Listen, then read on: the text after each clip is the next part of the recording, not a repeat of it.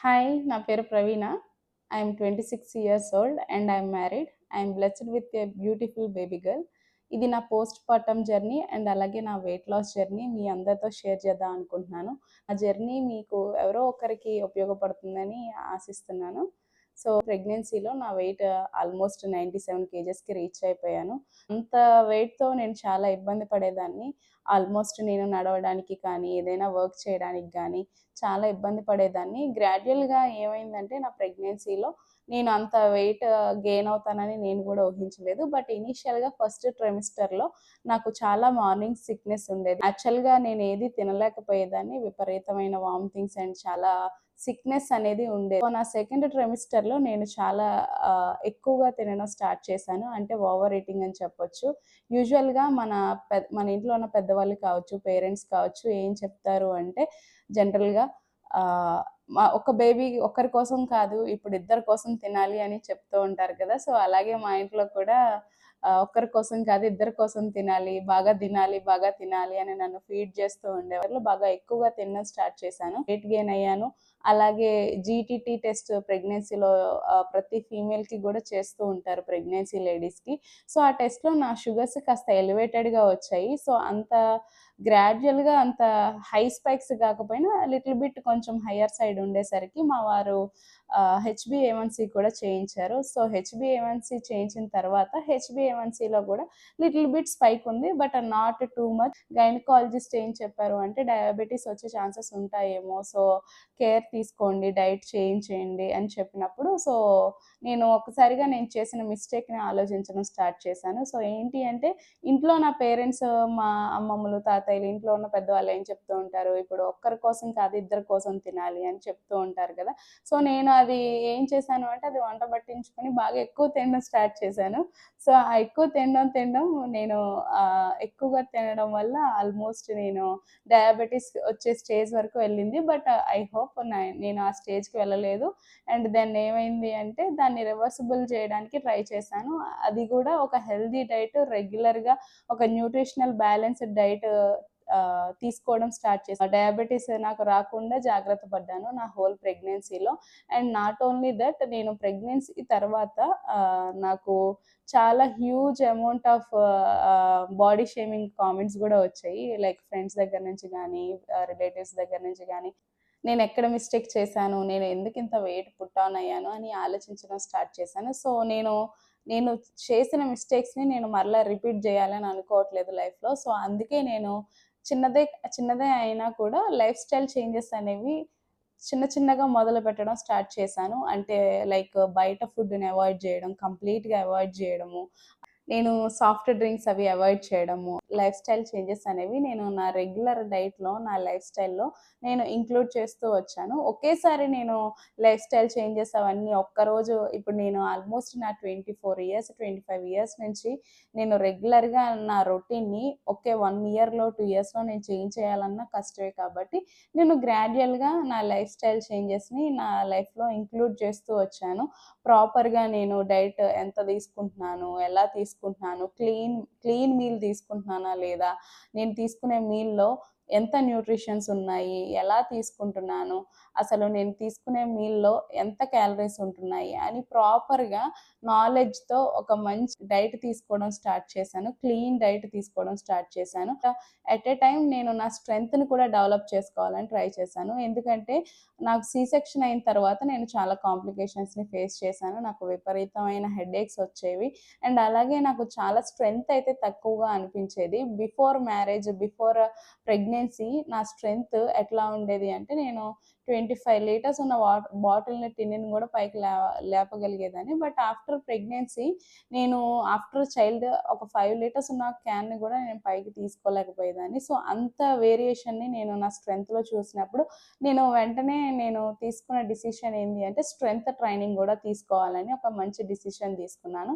నిజంగా strength training నాకు చాలా యూజ్‌ఫుల్‌గా అనిపిచ్చింది.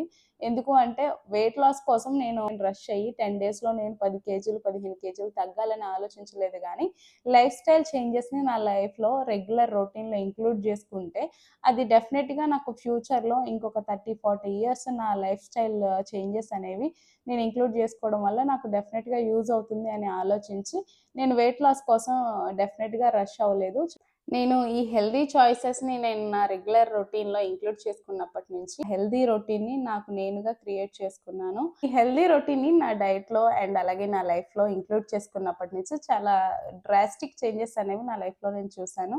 అండ్ అలాగే నేను మోర్ ఓవర్‌లీ నేను 97 కేజెస్ నుంచి ఇప్పుడు నా కరెంట్ వెయిట్ వచ్చేసి 68.50. చాలా అంటే ఆల్మోస్ట్ 29 కేజెస్ నేను వెయిట్ లాస్ అయ్యాను. నేను ఆల్మోస్ట్ 85 కేజెస్ వచ్చే వరకు గూడా నేను ఇంట్లోనే చిన్న చిన్న హోమ్ వర్కౌట్స్ అనేవి చేశాను. తర్వాత గ్రాడ్యుయల్‌గా గూడా నేనేం చేశాను అంటే జిమ్‌కి వెళ్ళడం స్టార్ట్ చేశాను. నేను జిమ్‌కెళ్ళిన కొత్తలో అయితే ఈవెన్ నేను ఒక సింగిల్ క్రంచ్ కూడా చేయలేకపోయేదాన్ని.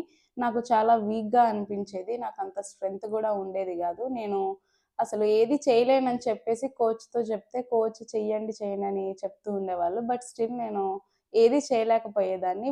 గివ్ అప్ అయితే ఇవ్వలేదు. జిమ్‌కి వెళ్తున్నప్పటి నుంచి గూడా నేను స్ట్రెంత్ ట్రైనింగ్ తీసుకోవడానికి బాగా ట్రై చేశాను.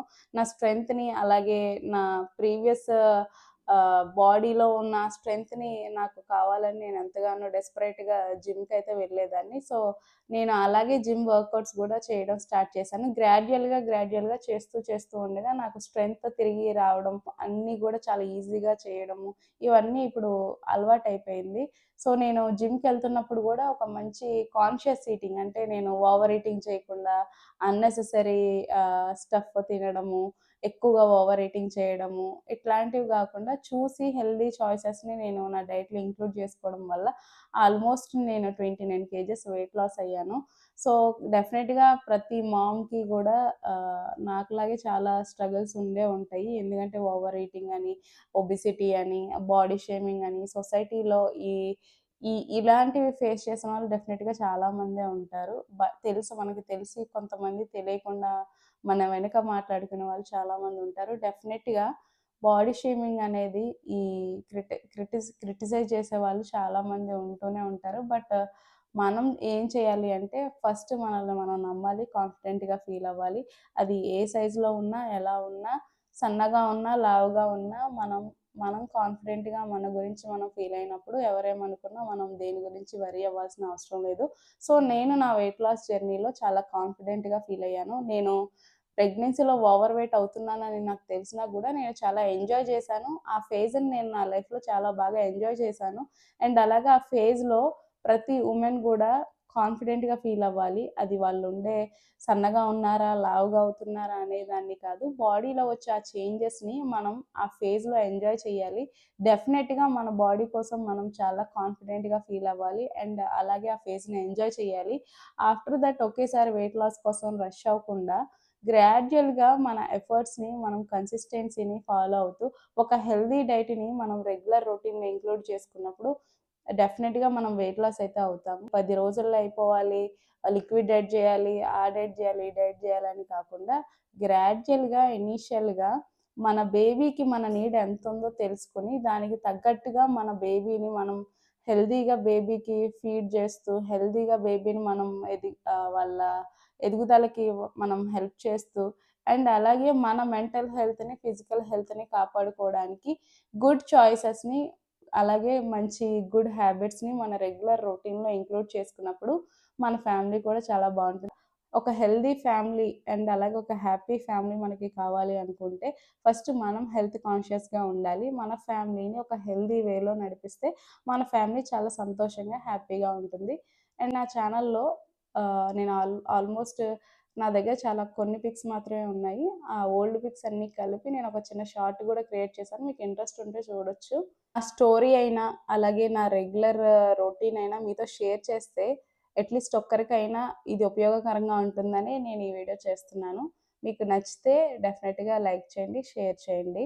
అండ్ అలాగే మోర్ ఓవర్ నేను ఇక నుంచి నా రెగ్యులర్ రొటీన్‌ని డే టు డే లైఫ్‌లో నేనేం తీసుకుంటున్నాను అండ్ అలాగే నా వెయిట్‌ని ఎట్లా మేనేజ్ చేస్తున్నాను, ఏంటి అనేది నేను డైలీ షార్ట్స్ రూపంలో అప్‌లోడ్ చేస్తూ ఉంటాను. మీకు ఇంట్రెస్ట్ ఉంటే డెఫినెట్‌గా చూడండి. Thank you for watching.